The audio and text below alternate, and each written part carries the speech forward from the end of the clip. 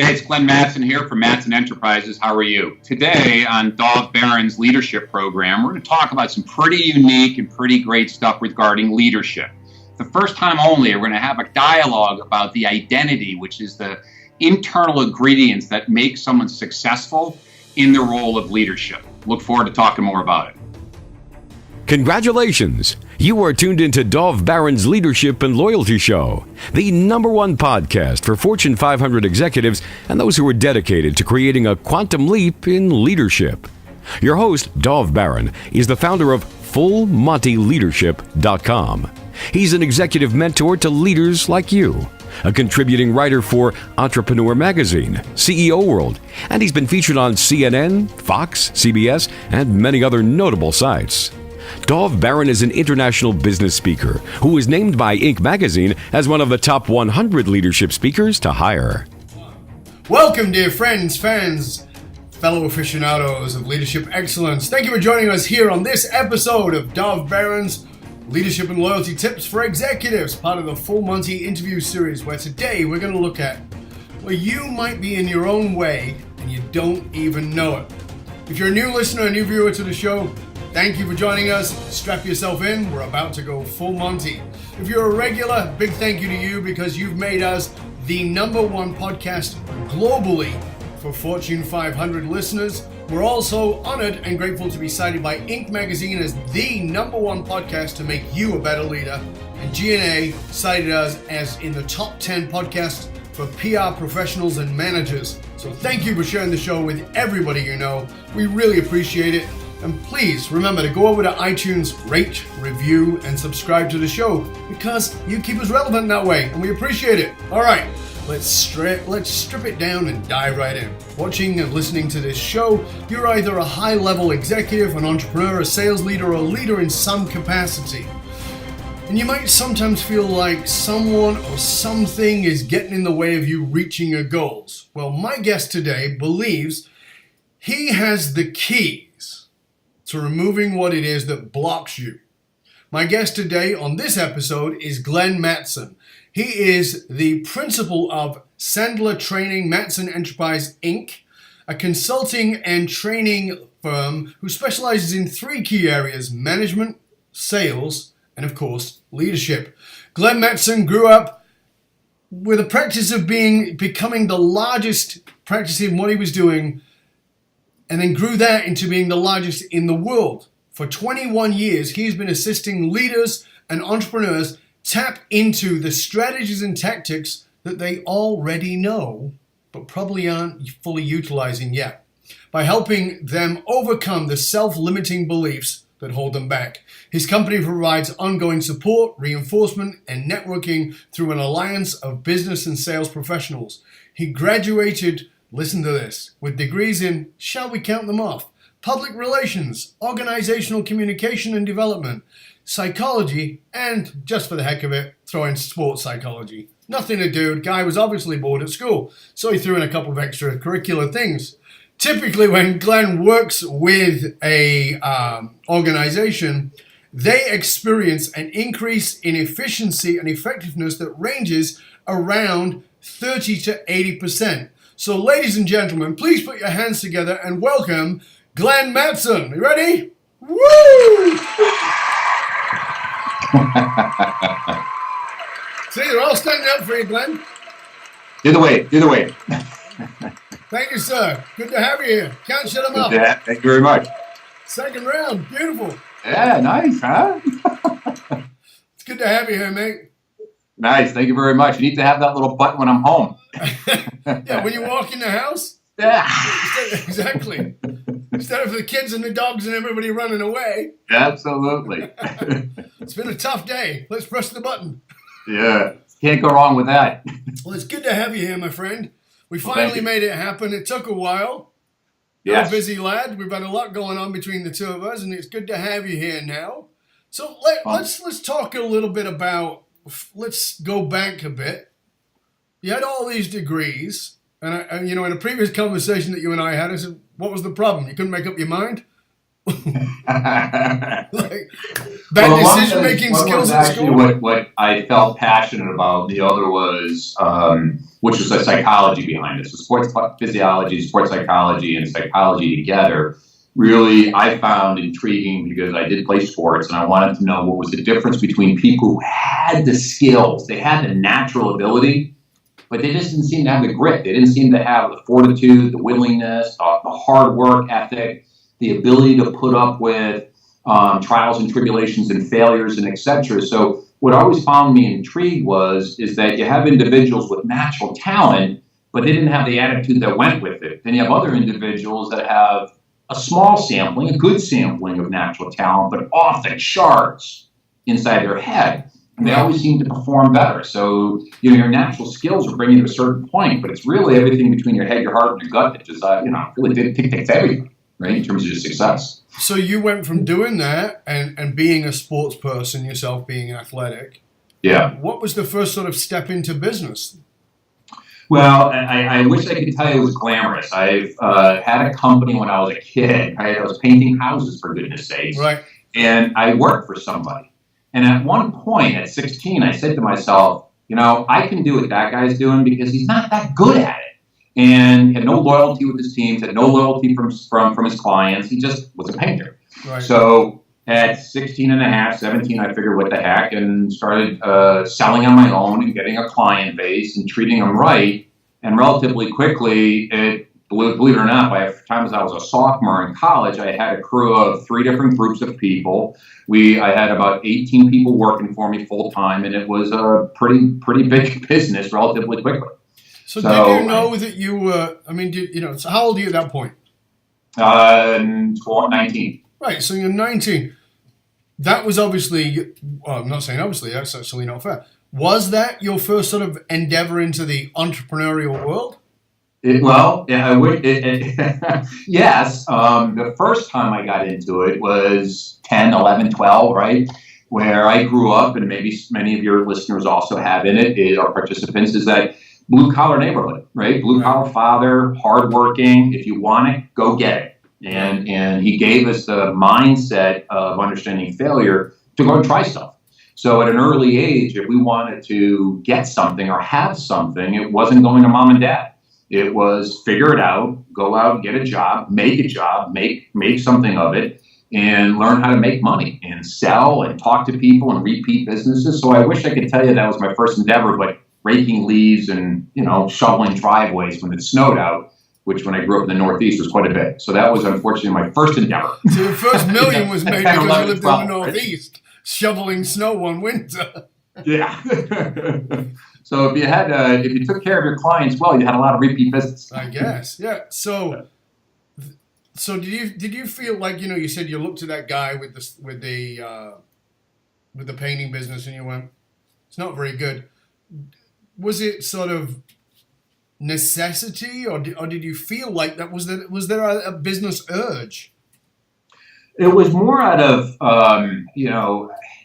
it was really out of necessity. Looking at him, he never showed up. I was running one of his crews for him early, and I said to myself, he treats his people with disrespect. He treats his clients almost with disrespect. And again, who am I to say, right? I'm a 17, 18-year-old, 16-year-old kid. So the only thing I had was the previous knowledge of the other stuff I did, right, for 5 years. I have a huge history, right, 5 years. But I figured it could be done better. So if nothing else, one of my natural skills is having the ability to talk to other humans and get people to like me. So that worked well in the beginning. Got a great client base. I live in a small town. It grew exponentially, did very little marketing, was all word of mouth. And by the time I graduated from college, I had a very, very good business going. So you graduated college with these degrees, and you've got a painting business. Yeah. So earning just under 6 figures, yeah. Just under 6 figures. You've got a painting business. You're right out of college. You're not going out of college and going into work for IBM and they're saying, yeah, we're going to give you 6 figures. But you've actually already built that. Yes. But it's in sports psychology. Right. And you've got a painting business. So what's the next step? It's like, hold on a minute. I'll start a fire with these pieces of paper. I wouldn't. Yeah. Go figure. So early on, when I first got started at 18, so now I am a senior in high school, becoming a freshman in college, I went and wrote a check to become part of something called the President's Club. And what it was at the time was sales training, in essence. Right. So imagine my father, right, senior in high school, come home, I dropped $3,400 to learn how to sell. He was not a happy camper, but as I went through the course, which was Sandler at the time, as I went through the course, I became very good at the system, and I graduated higher up in these more complicated, deeper, stronger, more mystical levels of development. So I thought I was actually pretty good in the system. So when I was actually painting the house, and we used to do murals and a whole bunch of fancy stuff. It wasn't just, so it wasn't just paint your outside walls gray. It was fancy no, stuff most of it too. was murals. That's what made us all the big money. So we used to paint hunting scenes and fishing scenes, and you'd walk into a huge atrium, and we painted oriental rug on your hardwood floor and polyurethane over it. And Oh my goodness! Welcome to the 70s. Yeah, it's pretty cool stuff. So at the time, I was actually painting a mural at my mentor's house, and he finally turned to me and says, "So what are you going to do with your life? You're a painter, really? Is that what you want to be?" And he was 100% right. I wasn't. I was just making pretty good money for my age. Right. So within a week, I sold it. I knocked on his door without him realizing it and said, "I'm here, right? You know me. I've come to all your programs. I'm part of your black belt group. Now I want to work with you." So I came in and I was an entry-level, low-level salesperson, and not realizing the amount of trials and tribulations I had to go through, but that's the way it was. And Sure. I can't tell you it was exciting in the beginning, but it was hard work. So what were you selling there initially? I was selling sales training, believe it or not, and So you were management training. selling. And leadership. Yeah, I was selling Sandler, but I'd had have someone else do the work. But yeah, imagine that, 23-year-old calling people up and telling them how to run their businesses. Amazing. Yeah. So then you did that. You were with them, and that obviously grew because as I said in the intro, you grew that to be the number one in the country. Yeah, I mean, I wish it was a glorious road. It wasn't. It was, it was laid with broken glass and rocks and nails sticking through the feet and everything else. So I wish I could say I was a natural-born salesman and a great leader. It's not the case at any means. I became my product of what we teach people. So I engulfed myself and literally became a robot and did everything it told me to do to become successful. Right. It's the reason I'm so passionate. So it took me about 8 years to have the largest private practice as an associate with Sandler, another 2 years to have the largest in the world, and then I left. And I worked for the number one franchise, and I left and went on my own. It took me a year to get the business stuff underneath me, but after that, ever since then, we've been battling for 1, 2, or 3 in the world, since then. So it's been great. It's been a great road. So what do you think it is that you do? Because, I mean, from even the way you're describing it, you're following a structure that's formulaic. What do you think is different about what you do versus anyone else who's doing it? In terms of in my business or just running business? In terms of your business. Yeah. So I think one of the unique differentials, there's a couple. One is we spend a lot of time between the ears and in your heart and your gut. Mm-hmm. So if it was, and I know this, right? If it was just a technique, you need to learn how to do this. You just need to know how to do that. We read a book and that'd be the end of it, right? So that's not it. It's more about is overcoming what's going on in your head, changing some of the scripting that you have that creates the perception of reality that we're in. Yep. And knock on wood, we're good. We do a good job at helping people shift their mindset and their perception of reality to embrace really what their triggers are of success versus constantly competing against them. Well, you work with individuals, whether they're out on their own or whether they're part of larger organizations, to overcome these roadblocks that keep them from their definition of success. Let's take a look at that piece. Sure. Definition of success. How, explain to us what you mean by definition of success.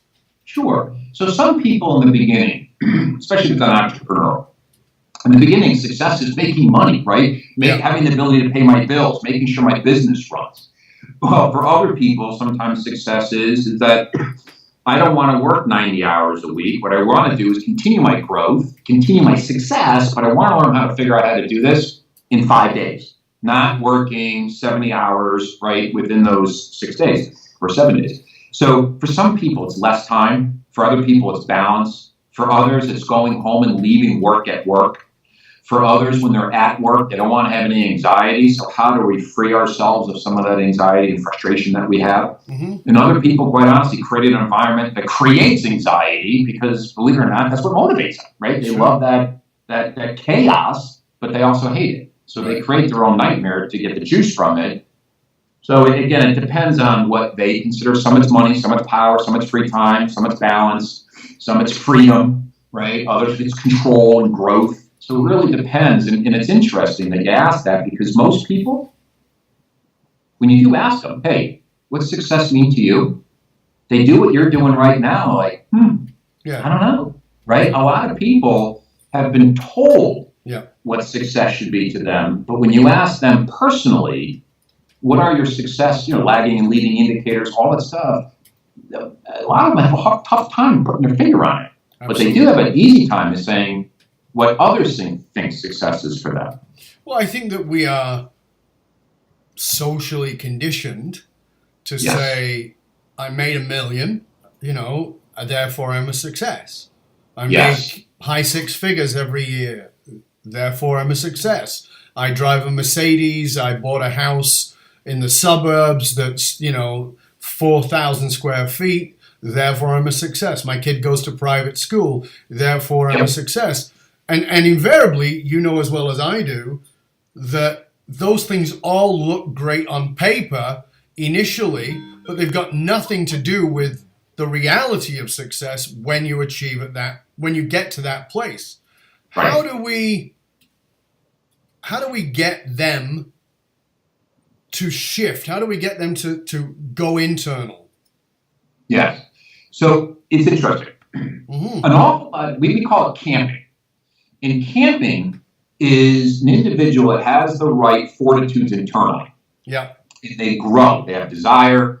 They have risk-taking. They don't see failure as a bad thing. It's a lesson. So they are on a trajectory. Mm-hmm. And you're right about bringing up the money because a lot of them, once they earn what they think they're worth, whatever that dollar amount is, their strive of success turns to a strive to protect what they built. Makes sense. So all of a sudden, I do have 2 homes. I do have the nice cars. I do have my kids in private school. So all of a sudden, they look at what I've done to get here, and not all, but a majority of the population, they lose their mojo because their desire to get to a certain level of success, but they deem that success based on materialistic and financial situations. So once they reach it, their growth motivation kind of stops. I've kind of got here. I'm here. I've got to the land of Shangri-La. So their motivation to grow turns into a motivation to protect what they've built. So they're more coming from an area of fear of protecting it versus a strive of growth. So those will hang. They'll camp. Now, some of them, when they camp, after a while, they turn around and they say to themselves, this is not that nice. Mm-hmm. This is not that great anymore, right? So all of a sudden they grow. So we call them climbing campers. They climb, and then they camp, and then they climb, and then they camp.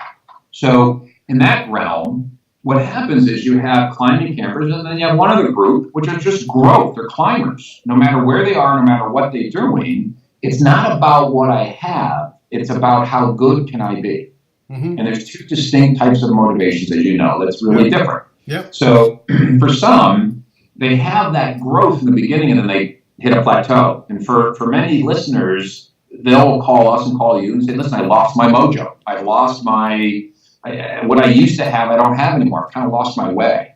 And it's not that they've lost their ability, they just lost their motivation. Right. Yeah. That then, of course, brings to a place that you and I both work with individuals on, which is, you've lost the mojo, but what is the mojo? It's usually you've lost your why, you've lost your driving force. So help us to see how you get people to go to that. Because it's no longer about those external things that we talked about that are in the world. How do you help somebody to find their why? It's very popular now to say that term because of Simon Sinek's work, but I think that we often have different ways of getting there. Tell us about your way. Well, so one of them is really is uncovering the motivation that got them where they are. And you know and I know that it's not an easy task because many of them don't know what their drivers are. No. And they really don't. And I liked an old Navajo story. I don't know if you've heard it, the black wolf and the white wolf. And we talk about, right, the black wolf and the white wolf and what they are and the representations and how you don't have to get rid of the black wolf, which is all your negative fears and anxieties and despair and etc. And the story goes that we both have these wolves inside of us, and whichever one you listen to, you feed, and whichever one you feed gets bigger and stronger and really starts to dictate it. So for some people, the black wolf is a heck of a motivator. Yes. Until they get to a point in their life that they're not afraid anymore because they have the financial wherewithals. So when we talk about the why, it's really understanding the motivational factors. Is it fear? Is it social? Is it growth? Is it power-based? Is it reward? What are, and this is about 6 of them, as you know, 6 motivational factors for the most part. What are they? And for most people, they don't know what it is. No. And for some, the motivational triggers change different parts of your life depending on the topics that you're having. Right. So the first because the very motivational driver in romantic or marital relationship can be very different than it is for somebody in money and business.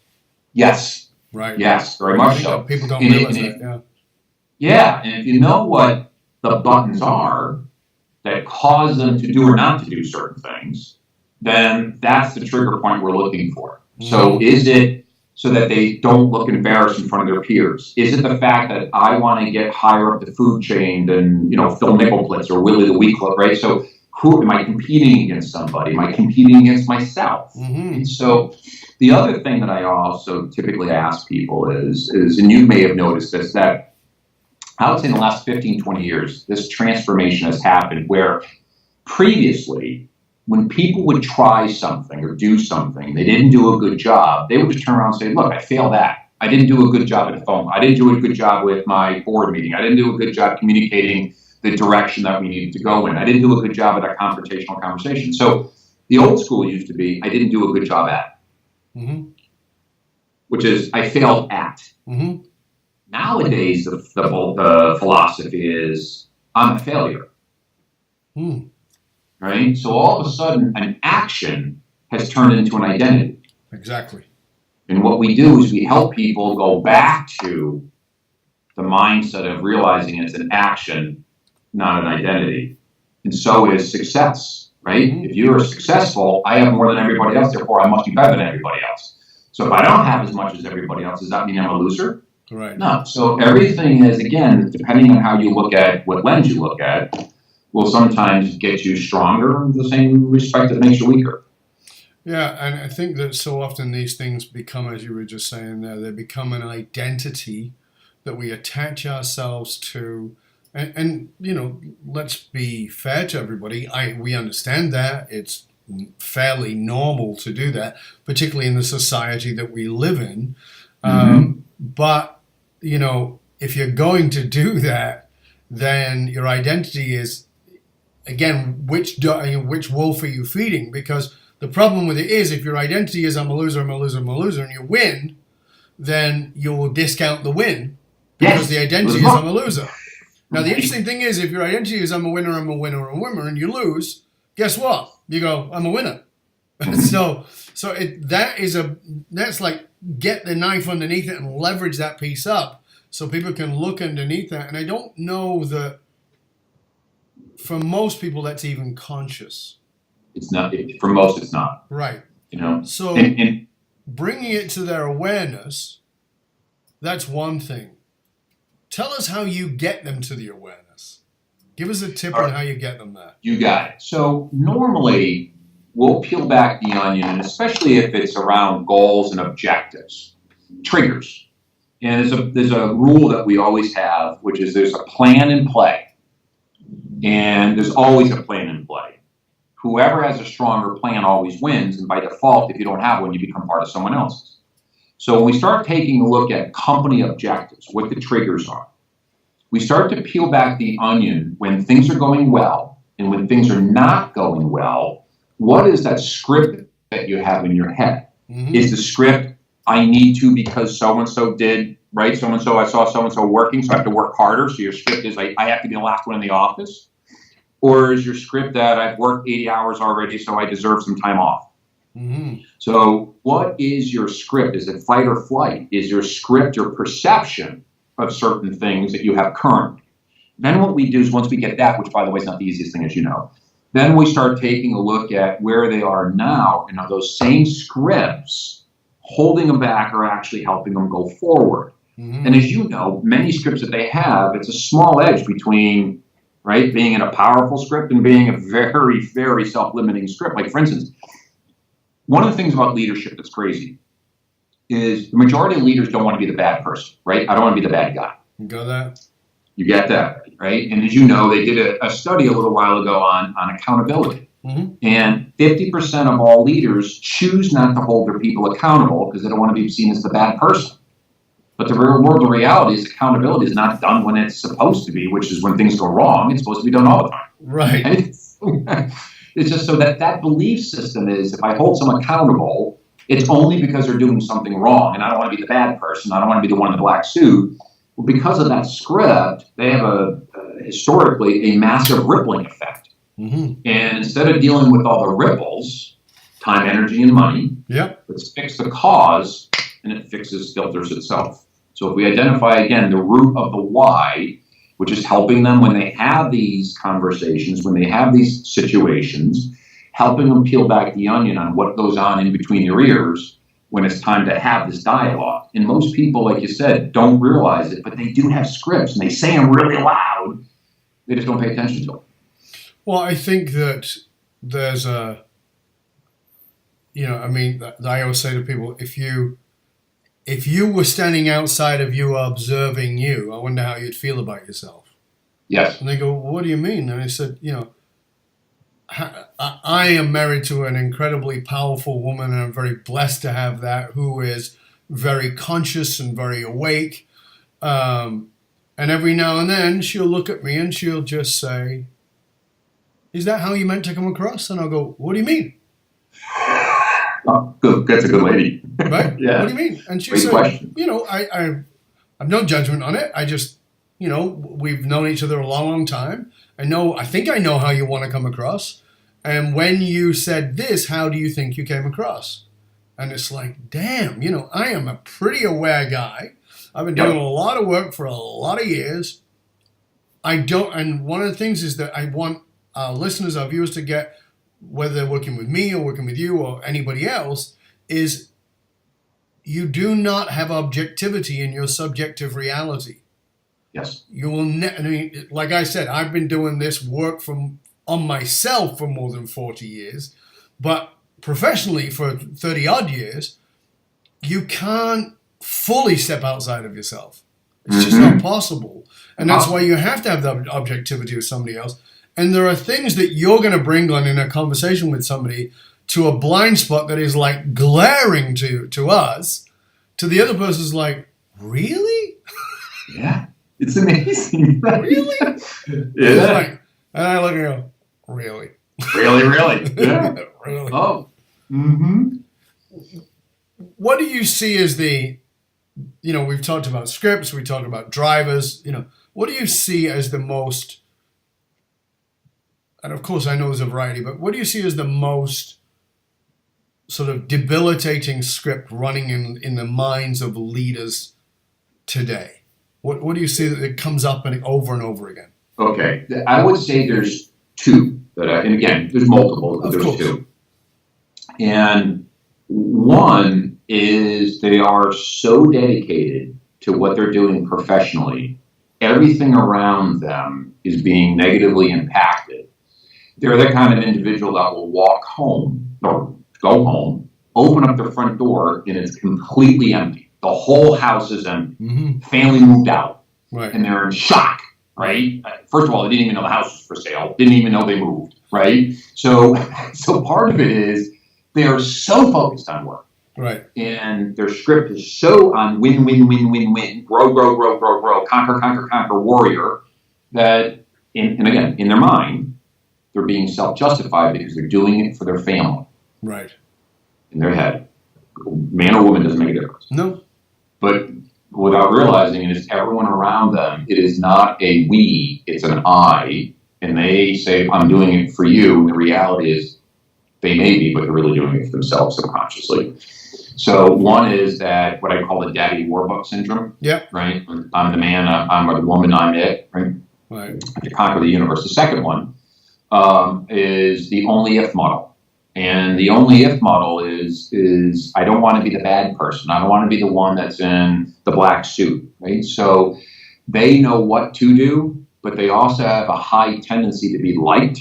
And because they have a high tendency to be liked, they're usually very gifted at rainmaking and getting people to follow them. But that, again, on the double-edged sword is they're great at one side, but that same script holds them back dramatically on being a great leader by being consistent, by having the message to hold people accountable, to make sure that they're dealing with excuses, all the massive negative rippling effects that happen, but they don't want to be the bad person. Right. So you talked about a great one line. I always, in that scenario, I'll ask people is, hey, can I ask you a quick question? If you just left that meeting and you were so-and-so, what would you think of your leadership right now? Mm-hmm. Same type of thing. They all sit back and like, ooh, because they know. Of course. It's just, they're denying it. So usually it's, again, I want to be Mr. Nice Guy, which is the only if model, and the other is they're the till of the hun, they're the warrior, and both scripts drag them to a different spot. Well, that's it. See, and this is the point that I think that so often is missed, is that it's this polarity is the problem. Yes. I've got to be nice. I've got to be nice. If I'm not nice, I've got to be an asshole. Well, actually, you don't have to be either. There are times where yes, but most of the time it's in the middle. One of the things I recently did a podcast of my own, just me, and one of the things I talked about was I asked the question, do you want to be liked or do you want to be trusted? And I said, if you can only pick one, though, which one will it be? Because most of us want to be liked, and I said, and the scenario I'll give, I'll talk about it quickly here as a story is, imagine you've got a major decision in front of you, and you've got somebody over here who's always tells you the truth, but sometimes it's a bit harsh. It's not always, doesn't always come with kid gloves. And over here, you've got somebody who would never say anything negative. They always got something positive to say about you. They're always cheering you on, and you need help with a decision that is a life-changing decision. Which one are you going to go to? Yep.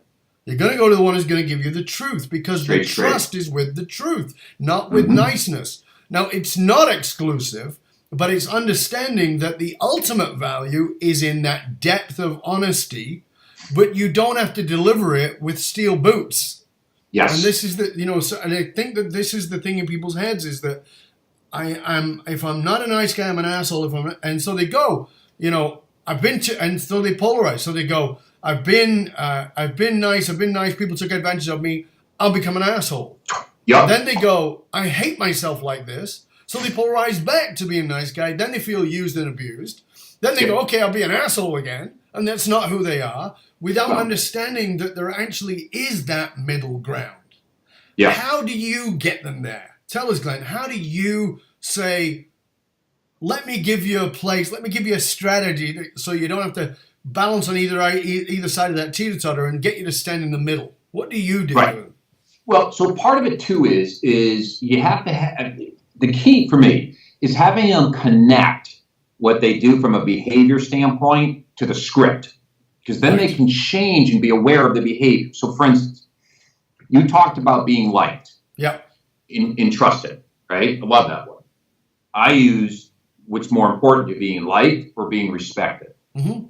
So a lot of them, when we do the respect move, I'll constantly say, are you gaining their respect? Are you acting in a manner that's respectable? So when things that come in, for instance, using the word respect, the same thing is that they all often want to be the answer, the person you go to with problems. So you have a concern, you come to me, I have an open door policy, come on in, tell me what you have. You give it to me, I give you the solution, off you go. I may complain about the fact that you're coming in all the time, but underneath, I love the juice. Right? Sure. So we'll give them certain rules. Like, for instance, you're a sounding board, not an answer provider. So whenever someone walks in, you're not allowed to provide an answer. You can only be a sounding board.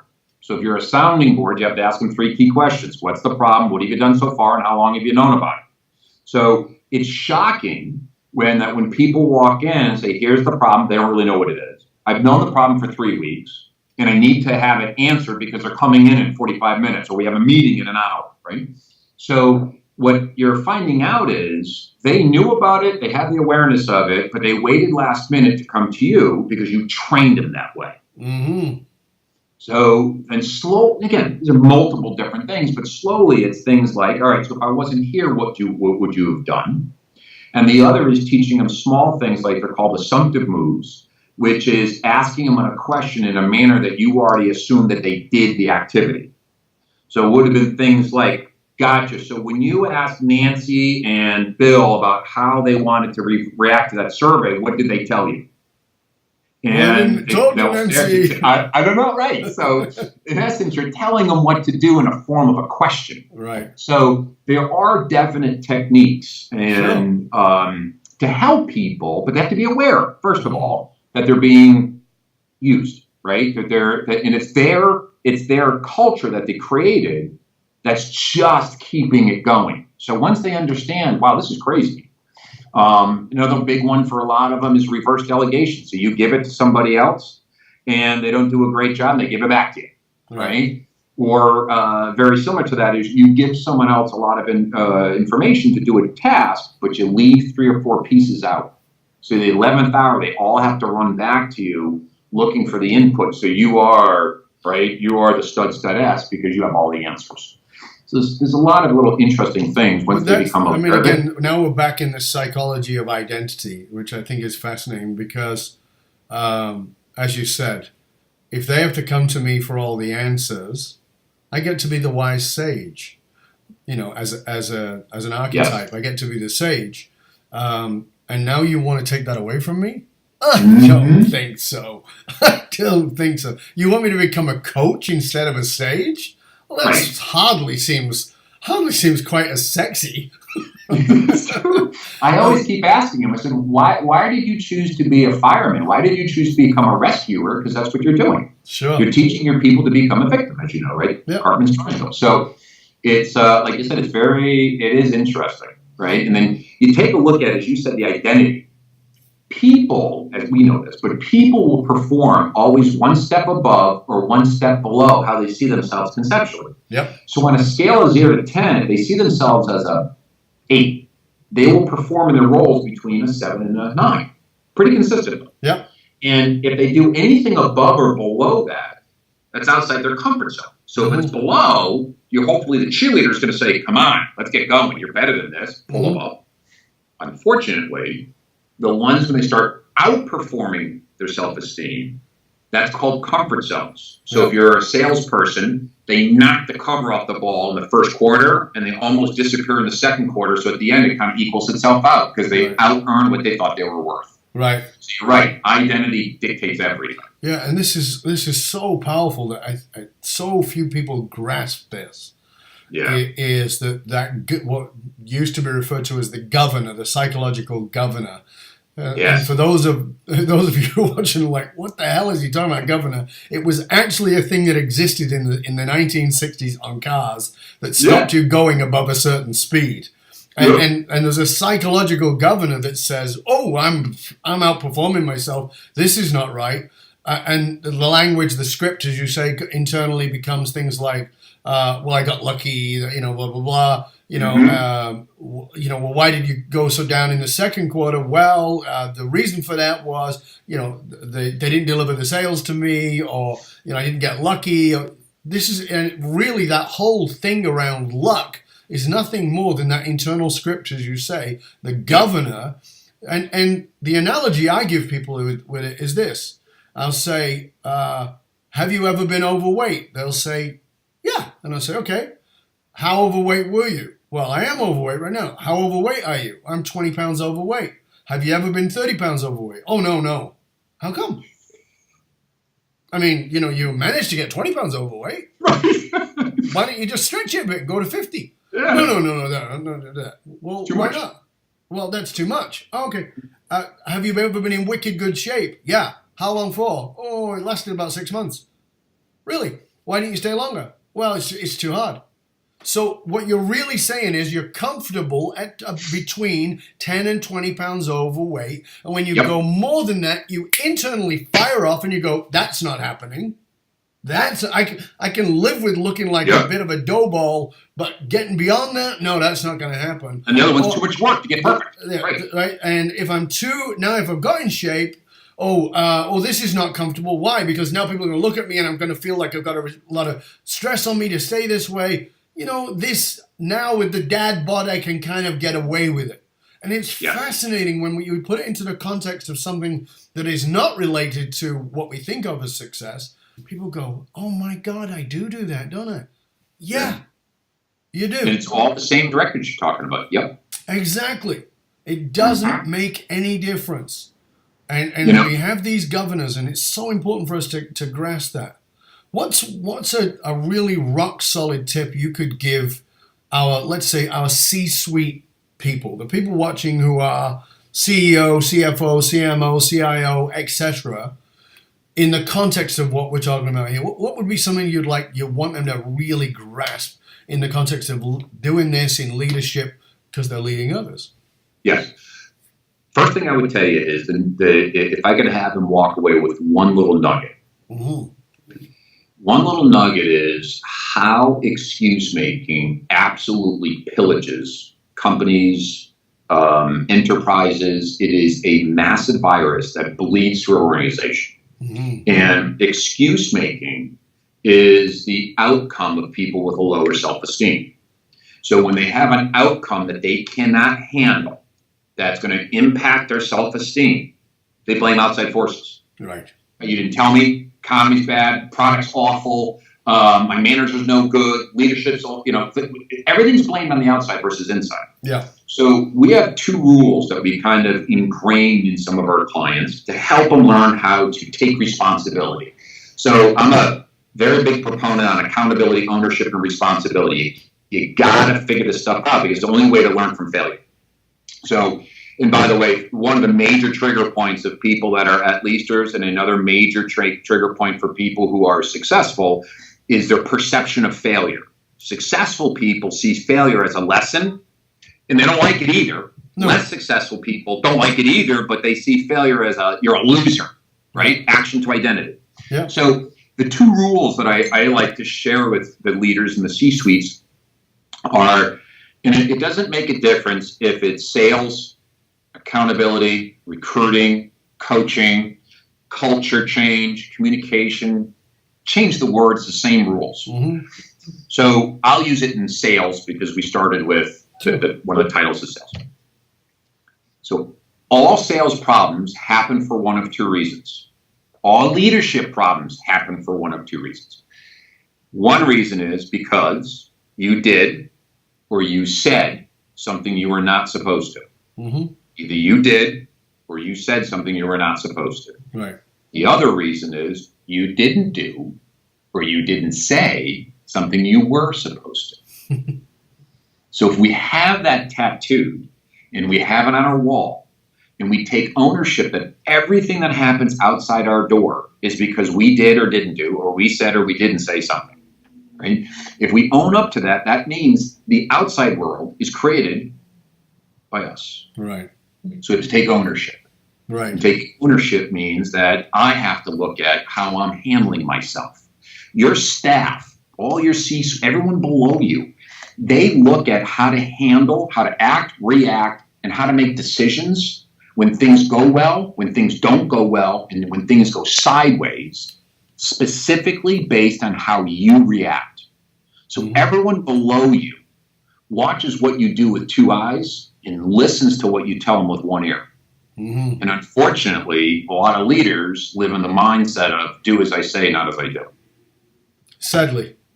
Yeah. Sadly. So I would say excuse making is by far, and then the second thing right behind it is having a successful and accountability mindset, because it's scary. 50% of leaders don't want to hold people accountable, yet 87% said they would grow if you did. And it's just staggering numbers. Yeah, and the other thing, though, is, you're saying about holding people accountable, but one of the great failings, from my point of view in the work that we do, is one of the great failings of leadership is holding oneself accountable. Yes. Which is now back to what you were saying before about it's not about blame, but hold on a second. I get it. You sometimes have a crappy person in the system and, they manage to get in. People, sometimes there's a grit that gets in the watch. Okay, you got to go in and find that. But ultimately, it's your filter. You let the person in. You've let this go. Now take hold. That is so hard for leaders to do, to step in and go, you know what? And it's the buck stops here. It's one of those things that's thrown around, but really, rarely embraced. Yeah. And you start adding some different filters to it, which is, I always find it difficult for many C-levels, is when they move up and their peers didn't. Yeah. So now I am managing my peer. And that, again, friendly, respect, trust, all those things start to kick in. So the skill is not the problem. Yeah. It's what's going on in their noodle. Yeah, it's very much that. I was working with a team of partners a few years ago, and 3 partners. 2 of them had come up through the ranks of the company that they bought. Yep. So they bought the company. The 3rd partner came in. She was an outsider. She came in. And the other 2 guys had come up inside of the company. And the problems they had were vastly different than the problems she had. Yep. And they said, we just don't get it. And I said, I do. And they go, well, what? I said, you treat people like you're a coworker. And you don't step into being an owner and a leader. And when you do, you feel like an asshole. Yep. That's the problem. So you're actually a coworker, which is wonderful for the people you work with because they feel like you're their bud, but it's terrible for your business because you can't actually make decisions because somebody in the company doesn't like it and you don't want to upset them. Meanwhile, profits start to go this way, right? Yeah. And this is the thing is can you, and because we talk a lot about authenticity and about vulnerability and about transparency, and I think that this is where a lot of people make mistakes is they go, well, if I'm supposed to be transparent and I'm supposed to be authentic and I'm supposed to be all these kinds of things, then it's difficult for me to be a leader. No. And they go, well, wouldn't that make me more friendly? Absolutely, make you way more friendly. But it also makes the clarity about what it is you do also much clearer. So listen, Bob, I really like you. You're a terrific guy, but you're doing a crappy job. Yeah. It's that simple. Believe me, nothing personal, but I'm in business to make money. We're in business to deliver a phenomenal service of what we do. How can I assist you being better at this? Because I care about you, but I also care about my business. What do you think? Well, it's interesting that you brought up the word, how can I assist you, right? Yeah. So most people, they have talk about that scenario. It's interesting. If you actually state what the objectives are, then state what the results have been. More times than not, you just have to turn around and say, if you were sitting in my shoes, what would you be thinking? Exactly. Right? And if you really have a high need for approval, quite honestly, you don't have to say much if you know how to ask the right questions. Exactly. Right? And they will start going for the road of self-coaching themselves, right? Yeah. I mean, it's crazy. But, it's interesting. Years back, I was working with an executive who would come into relatively large companies and corporations, and then we would look at the C-suites and who was going to be staying, who was, going to be suggested to go a different direction. Right? His mindset. He's done this 5 times. I've been with him. He does it many times for the very large companies. But his mindset is people projects don't work. His mindset was not because of the reality is it's just that he had a company to run, so he couldn't sit down and help people figure this out. Mm-hmm. But his mindset is that most people would defend their turf to almost to the point of getting fired. Instead of just saying, listen, I clearly don't know what I'm doing. I clearly have some roadblocks that I need some help on, and look for help. They will defend, again, make excuses to the point where they almost defend themselves out of a job. So a new owner comes in, new leader, they have a different vision, different area we're going. We've all been there before. We have our 5, 6, 10, 15 people potentially that are in our circle. Who do we trust, right? Who can we lean on? Who's here because of power? Who's here because of title? Who's here because of relationship? But when we start looking at it, part of the gray area always seems to be is that, A, there's not clarity on what the vision is in terms of where we're going and how we're getting. There's no clarity on leading and lagging indicators.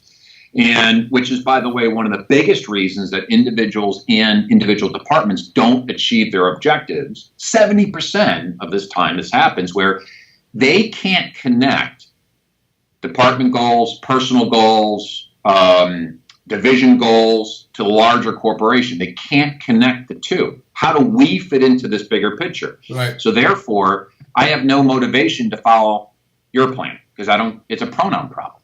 Yeah. So, yeah. And again, it happens a lot. Yeah, in the work that we do because we do a lot of work around purpose-driven organization, what we call finding the soul of the organization. And one of the first things we do is go in with the executive team because we want to find out. We say, we don't even want to do your corporate purpose yet. And they go, really? And I go, no. We want to find the purpose of each of the individuals. Then we'll look at the corporate purpose because then we can tie them. But if we look at the corporate purpose first and then we find the personal purpose, it looks like we're manipulating it. That's right. Backwards. Yep. So you've got to so this is what I'm about. Now let's see what the company's about. Oh, right. I'm in. Now I want to get out of bed in the morning. And it's so exciting to see that because people have suddenly gone from yeah, I like it here to I love working here now. Now I get it. I didn't really get it before. And it's the same company. But because that's brought to the fore in both the individual and in the organization, that, as you said, that ties beautifully. Glenn, one of the things that I believe, not the truth, but I believe, is that the most successful people are obsessed.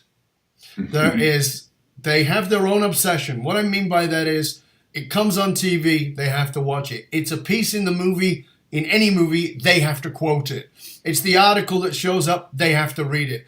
It's the conversation, maybe sometimes in an inappropriate place, but they cannot resist talking about it. What is your obsession? Because you're a successful man, highly successful individual. What's your obsession? What is it that you can't resist jumping in on? Well, if you ask my wife, she would probably tell you quite a bit. Hence all the degrees. But there's a theme. What is the theme inside of that? Yeah, I would say that if I have a theme that I've been better at controlling and doing a worse job at managing, I guess, or getting a better job at managing it, much more so lately, is I do have a passion for helping people. So I have a passion for because I play sports, I still coach quite a bit. Obviously, I coach for profession. So I have a burning passion to help someone who has the desire to grow. So unfortunately, I usually help when sometimes it's not asked or advice given. So over small pint, over a pint, someone will tell me about their issue that they're having with one of their staff people, and just over a conversation, I'll say, well, listen, you may want to think about this. Excuse me, did I ask you for an opinion? Right. And my wife will turn around and say, Josh, shut up. And as you know, there's so many things that are so easy to fix. Right. It's just people have lack of understanding. That's all. Yeah. So, tell us it's not very big. So if they only get to put one thing on your gravestone, what do you want it to say? That's interesting. If I had one thing on my gravestone, it'd be a battle between being a great husband and being a great father. So I think those are admirably some of the best things that we choose to be. And if we do correctly, have a massive rippling effect in all areas of our life. So I think that for me, personally, if I'm a great father and a great husband, that will transcend into being a great friend and a great leader and a great manager and a great coach and everything else that goes with it. So I think the core fundamental starts family first and then goes into business and goes into everything else that we do. Very cool, mate. It's been great having you here. Tell our viewers and our listeners where they can find out more about you, what it is you do, and potentially even hiring you or bringing you in to work with them or their organization. Sure. So as we've said that before, I'm part of Sandler Sales Institute. It happens to be that we're just a private franchise of them. It's a franchise network. So you can reach me at Mattson, which is 2 T's, MATTSON.Sandler.com. Or, of course, you can always call us directly, and it's relatively easy. The prefix is 631, and then just dial Sandler, which is SANDLER, which is 726-3537. And you'll notice that, again, what we do and what we specialize on is helping people transform themselves to become their best, whatever that may be. Fantastic. Through attitudinal to behavioral and technique development. Well, we will definitely make sure that URL is placed with the podcast so that people can find you and reach out to you. And I want to thank you, Glenn, for being on with us today. It was a lot of fun. So thanks, mate. Great. And as always, to you, the viewer, the listener, I want to thank you for joining us. And again, as always, I want to say, please don't listen to this podcast. That's passive. Take it, use it, apply it. And reach out to Glenn. Find Glenn, search him out. Are you on Twitter and LinkedIn and Facebook? Sure, Twitter, LinkedIn. We're on Facebook. We're in the whole kit and caboodle. So if you're out there in social media, it will not take you a long time. Obviously, in LinkedIn, just look up Glen Mattson, and you'll see a whole bunch of articles on leadership and et cetera that you guys can download. And your Twitter handle? We just changed it yesterday. Is why I'm turning red. So it'll be on your sheet. We'll find it. We'll put it up there. Because I want you to reach out to Glenn, tell him what you got out of the show, and what he shared with you and how it's made a difference. It's important, Glenn's taken an hour out of his time to be here with you and provide you with such value. It's important that you take that and put it in action, because his hour is not cheap, it's not free. So please make good value of it. I want to thank you for joining us here on the show today. It's been great to have you on, Glenn, and for you, the listener, having you on. And remember that research consistently shows that the companies who get to the top and stay there are purpose-driven. If you're truly serious about having a laser beam focus about finding your company's purpose, and really out of that building a culture of high-performing, highly engaged leaders who are authentically driven to be fiercely loyal to you and to your organization, then reach out to me, Dov Baron, at fullmontyleadership.com. That's fullmontyleadership.com, where we provide the essential leadership skills for today's good leaders who are committed to becoming great leaders of tomorrow while growing their people and growing the bottom line. fullmontyleadership.com, providing you the concrete soft skills to get you and your organization to the top and keep you there, because you can't outsource authenticity. Remember, you can also go and get your free self-assessment of authentic leadership and find out what those 5 key points are for making your people fiercely loyal. Just simply go to Matrix, like the movie. Matrix, like the movie. .fullmontyleadership.com, and you get a self-assessment valued at $197, absolutely free for being a viewer. Matrix.fullmontyleadership. Till next time, my name is Dov Baron, fullmontyleadership.com, and I am out.